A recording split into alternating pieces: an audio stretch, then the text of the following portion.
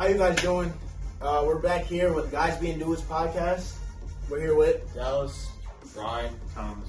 and today, first of all, how you guys doing today? How you guys doing? good man. Just hanging out, nice little off day. Hey man, yeah, off day from baseball. I decided to run a little podcast. So today we're gonna be talking about race and gender within sports and sports fandom, and how it impacts people in their everyday lives. So, first question, we want to talk about how do you think race and gender kind of influence the way people support like athletes or different players on different teams? So, Dad, you want to start? Yeah. I don't think it plays too much of a role when looking at, athletes specifically. I feel like if people are going to support an athlete, it's more so based off their playing style or if they're a part of a certain team that they like, as opposed to whatever race they might be or where they might be from or even what gender, if they're male or female. I think it's more so about, if you enjoy their style of play or if you follow the team that they're on. Personally, I think it's a little bit less about like a team, supporting a team. I think it's more. I think if you're going to support a team, you're going to support a team. I think it's more of like an individuality basis. Like I think, take an example like Taylor Swift. Taylor Swift has started dating Travis Kelce, and all of a sudden Travis Kelce had a bunch of people watching their games. There was a lot of females because they're fans of Taylor Swift, so naturally they start rooting for a player like Travis Kelce. So I think from a gender thing, it's more like an individuality basis. You latch onto a certain individual because they could be popular in your gender. Yeah, and kind of to relate it back to the race aspect, I know some people like Dal said before, like even myself, like I don't. When I support a player, like it's not about their race, it's about their like the way that they play or what team that they're on. But I noticed that sometimes people do see race and see it. I feel like it's because of how you were raised and like the saying like you are your surroundings. So if somebody was raised by a family or in a community where they see color as a problem, then of course that they're gonna grow up and see color as a problem and not support certain athletes because of that. And like whether people like it or not or want to agree with it or not, like it's definitely evident in today's society and in sports today. But for some people it's different because you might not like think you see it, but sometimes it's kind of like an underlying factor. Like it's embedded in sports and our political system and just different ways that it's there. I also think it's different on what area you live in, like what state you live in, what region you live in. Every region there are sadly different thoughts in different regions of the country, and I think you don't predominantly see it, but some teams do, like their ownership, their GM, they are trying to cater to the fans, so they could predominantly have this race on a team because they have a large fan base that's this race. I don't think it's crazy, but I do think that that is a factor in management decisions in sports. Yeah. So kind of going off that, have you guys noticed any differences in the way male or female athletes are treated or portrayed by sports in the media today? You want to start off, Dal? Yeah, I can start off. I mean, an example I was kind of thinking of was Dak Prescott. Dak's half black. He's a quarterback of the Cowboys, and he does get a lot of backlash. People have their different thoughts and beliefs. A lot of people think that the backlash comes, because of his race and because of his background. As a fan of the team, as a fan my whole life, I don't necessarily agree with that narrative.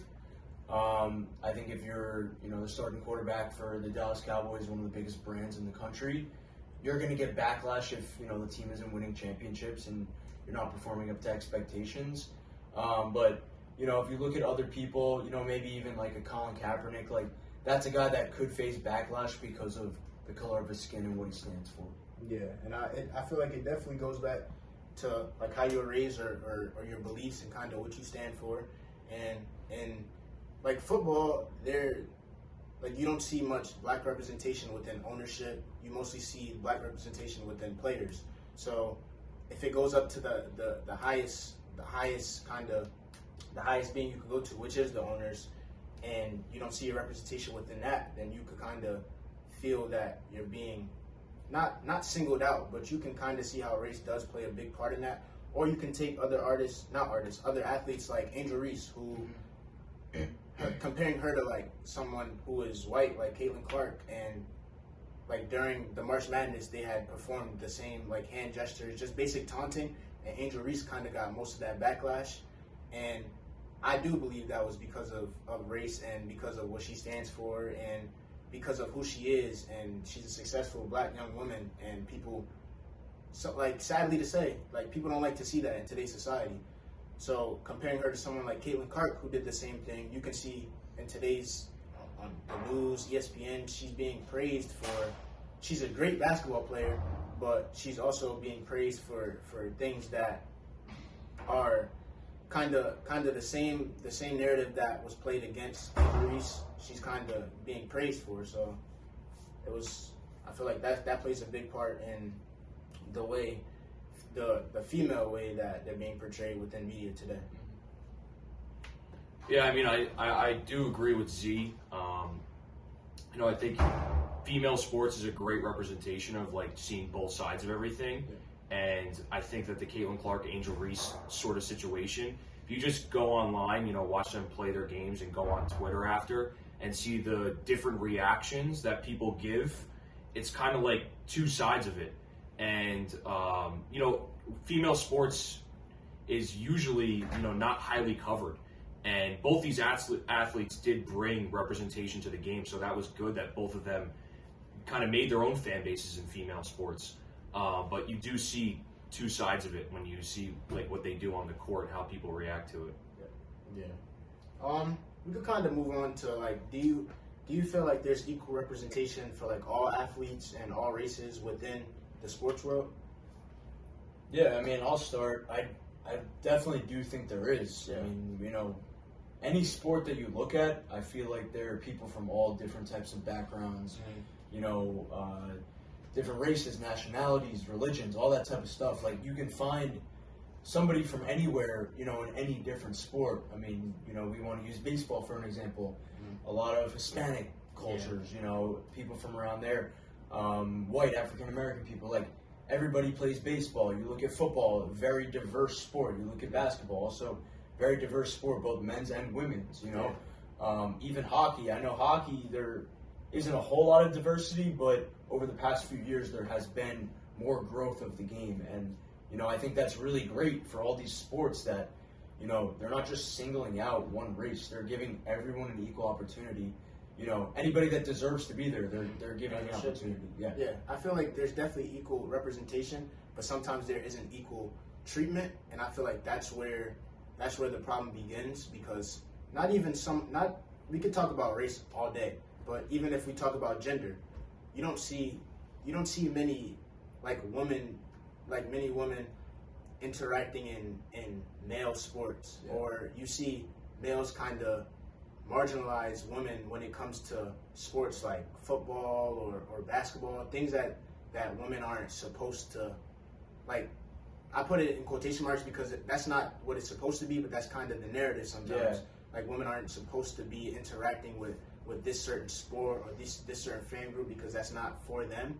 And I feel like that's a big problem in today's society. But I think something, I'll just piece off that, something that the NFL is doing really well recently is, I know they now have rules that, a certain amount of your staff has to be of a certain, race, or has to be some sort of diversity in there. And that also applies to men and women. You have to have a certain amount of women on your staff as well. So, props to the NFL for incorporating that to get more people involved, different people involved that wouldn't have been given this opportunity, say 10 years ago, Yeah. I think from sports is one of the reasons it's a very beautiful thing is if you're good enough at the sport, there's going to be a spot for you somewhere. Yeah. So I believe it's truly one of the only, professions that you could have where it doesn't matter how tall you are, how small you are, what race you are, it doesn't matter anything. If you're good enough at the sport, you're going to get a chance. Yeah. I think on the other side of that, you could go to the management part of it. There may not be as many chances for them, but I think that sports are making a conscious effort to, sports way back in the day, it's not like it is now where if you're whatever race you are, if you're good enough, you could play. but they adapted, and now it doesn't matter. You could play. If you're good enough, you're going to get an opportunity. I think management is moving in that direction where they're making strides to, really make an effort to make it all inclusive. Yeah. So kind of talking about continuing within sports fandom. In what ways do you think like sports fandom contributes to like breaking down like racial and gender stereotypes? Want to start with it?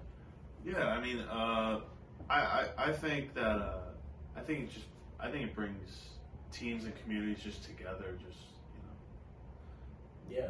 you want to build off that? Yeah, I feel it does. I feel like fandom and either online or in person, whether you go to the games, it definitely brings people together. Whether you're a different skin color or you're a different religion, if you like the sport and you support the sport, you support the team, then you're gonna come together no matter what.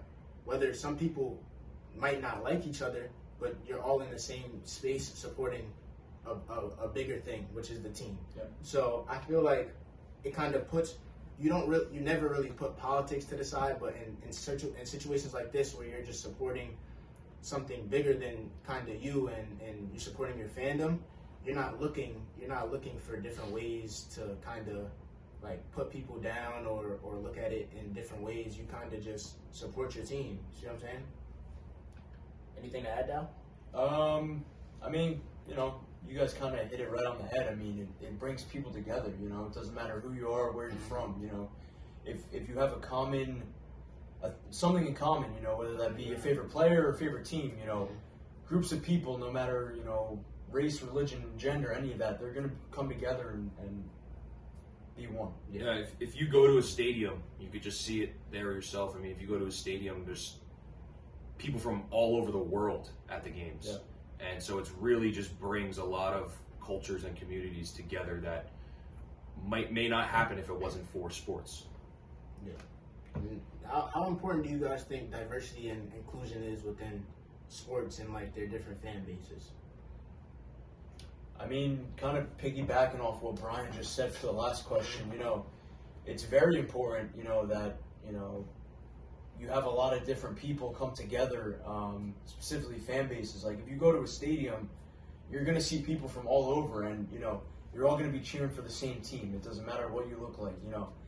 I'll be giving you a high five if our team does something good, right? If the Mets hit a home run here, who cares? Go Wendy. Right? Yeah. You know what I mean? So we're going to be cheering for the same team. Everybody's coming together, and that's important for sports. Yeah. I feel like representation is a big part also, because let's say I'm a young black kid who wants to work his way up the chain and become a head coach in the NFL. If I'm seeing someone in the NFL already that's a younger black man in his 30s or in his 40s that already made it to where I'm at, if I'm seeing that representation at the place where I want to become or where I want to be at, it's going to be easier for me to kind of work towards it, because I can see myself in that position, whether it's like a few years back, or I'm sure in the 80s, the 90s, there weren't any black head coaches or black owners. I still don't think are there any black owners in the NFL? I don't know about the NFL. I know there are a few coaches. Yeah. I know in the NBA and things, they kind of transitioned to having black owners and kind of players and everything, buying teams back. But I still don't think in the NFL there are no black owners. But it's going to take time, and everything takes time. So seeing it kind of translate to playing, to then assistant coaching, to then head coaching, it's a progression. It's a slight progression, but the inclusion and diversity within those realms of the sport definitely help with fan bases and increasing fan bases between different races, between different genders. I know like the Jets head coach Robert Saleh, he's Muslim, so people who are Muslim that never had their representation there, they can now see themselves possibly like, okay, like I can go do this. Take a stride for their goals. Yeah. It makes it easier for them to kind of work towards that goal because that representation is now evident. Well, I guess now could be included as one, but have you guys ever had any discussions or engagement within like activism or race within sports fandom communities to like address like race or gender, like the gender problems or the race problems within sports? I mean, I guess I have had discussions about like female wages and gender in sports and everything. I think right now regarding that, there's no real solution to it yet. I do think it should be inclusive, but what everything comes down to in sports is money.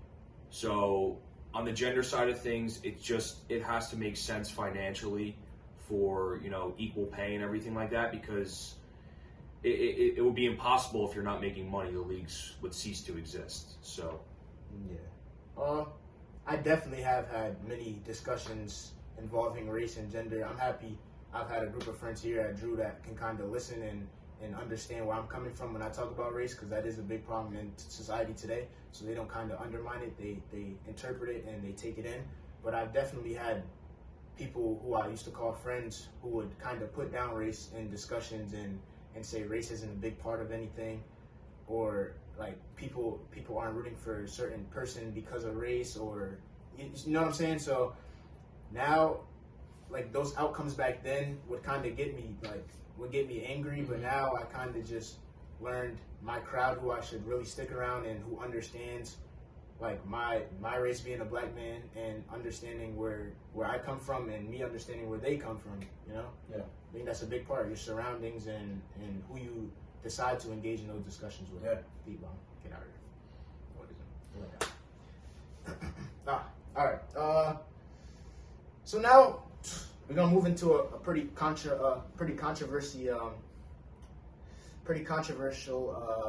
quote here by Jerry Jones. And basically, how do you guys feel about Jerry Jones' racist comment? And I'm gonna play the thing for you. And how do you feel it plays a part into the Cowboys fandom and how it's perceived? So on a Zoom call back in 2020, Jerry Jones, which is the owner of the Cowboys and the owner of the Bills, were on a Zoom call, and what was said was, if the black players don't like it here, they should go back to Africa and see how bad it is. How do you guys feel about that? I think it was definitely a bad lapse of judgment. It's definitely not a good look for the organization and for himself. But on the other end of it, I think Jerry Jones has obviously a different view. He's from a different era, but I don't think he meant it completely maliciously. I think he takes a lot of heat because he is a very rich white male in the football sport, and a lot of people give him a lot of flack for that. But I think he also looks at it from the side of, hey, I've been here for a while. I saw what the league was like once when it wasn't inclusive to black people, and I have given them, and all races, I should say, and I have given them, look at all the players I've given opportunities to, and look at all of the races of people that come back to Cowboys and tell the fans how much they love Jerry Jones and how much they love being a part of the Dallas Cowboys. So I think it was a very bad thing for him to say and a very bad lapse of judgment on his part. But I think he's also looking at it from a different side of the table. Yeah. I mean, definitely something that he should not have said in the moment. But I don't think he meant it maliciously, like Brian said at all. I mean, I do think he cares about his players. I don't know the exact statistic, but I do know that more than 50% of his roster currently is, not white. Yeah, they're all football. Yeah. So they are, of another race. So, he does care about these people. He's paying their checks. He's making sure that they're fed, giving them the best facilities in the world, and giving them opportunities like Brian said. So, I mean, no, he shouldn't have said it. Do I think he's racist? I don't know. I don't think that's a complete knock on the Cowboys, because they do employ, people of all races. They're fans all over the world. They have the biggest fan base. It doesn't matter who you are, where you come from. They welcome you with open arms. So that's kind of the way I see it. If you guys were, let's switch the narrative. You guys were black players that played for the Cowboys, and you heard your owner. The word owner is just. But if you heard the person that controls your pay and everything, if you heard him say this about you and your race and your culture, how would you feel? I mean, I don't know the exact Context. circumstance Yeah. that this was said under, Mhm. you know, what they were talking about or who they were talking about. Would it piss me off? Maybe. But again, that depends on my relationship with Jerry Jones himself. You know what I mean? Like, if he's my boss, like if I work for him, you know, and we have a great relationship and he says something like that, then, you know, I might be able to brush to the side, or, you know, if I knew the context that he was saying it under, that's another story. So again, like, I can't really put myself in those shoes because I don't know what my relationship A would be, or B, I don't know the circumstances that this quote was said under. I mean, I agree, but personally, I wouldn't feel backed as like a player. Say, coming from a higher executive owner, I wouldn't feel backed as a player. What do you mean by back? Just like that he has like the best intentions for me. You know? Mhm. I think I would definitely not be happy initially. I would definitely look at the context of it, like Dow said. But also, I think I would be a little bit more understanding, just because any sports fan knows that press conferences, all they're looking for are controversial statements. They're looking to catch you off guard because that's what gets them more clicks on the internet. So you got to see what point did they push him to say this? Like, how do they get him to say this? Because they're trying to create controversy. That's all they're trying to do. They're trying to stir up tension between your team because they want those sound bites. That's what gets clicks on the internet. It's all about the controversy. That's all press conferences are pretty much designed for. No one cares if he were to go in and, you know, just tell everyone what they wanted to hear. There's no clicks in that. Yeah. You have to get controversial statements out of them because that's what blows up on the internet, and that's the day and age that we're in now. So I feel like as a player, I definitely wouldn't be happy about it, but I would definitely be a little more understanding in the fact that from both sides, they're just trying to get controversial statements to get clicks. Yeah, which I feel like my